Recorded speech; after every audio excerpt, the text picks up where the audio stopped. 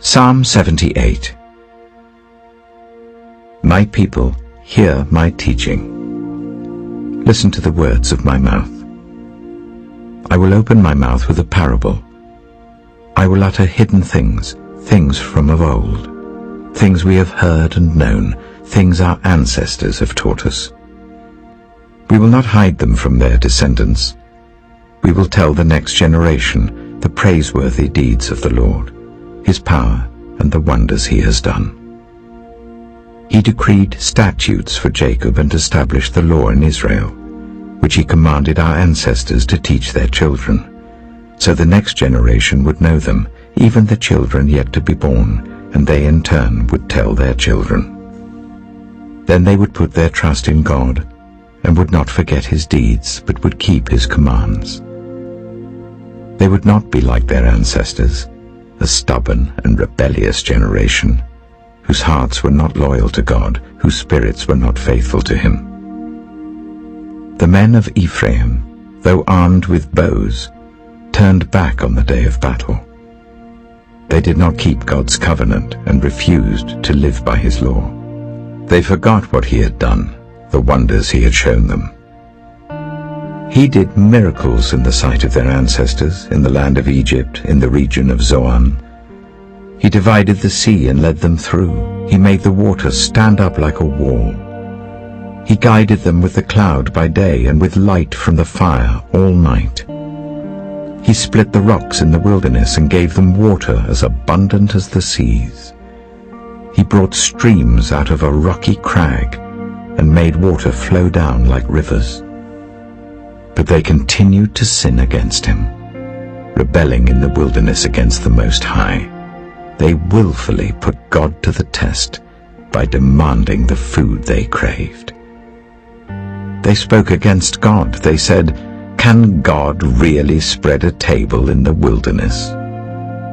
True, he struck the rock, and water gushed out, streams flowed abundantly, but can he also give us bread? Can he supply meat for his people?" When the Lord heard them, he was furious. His fire broke out against Jacob, and his wrath rose against Israel, for they did not believe in God or trust in his deliverance. Yet he gave a command to the skies above and opened the doors of the heavens. He rained down manna for the people to eat. He gave them the grain of heaven. Human beings ate the bread of angels. He sent them all the food they could eat. He let loose the east wind from the heavens, and by his power made the south wind blow.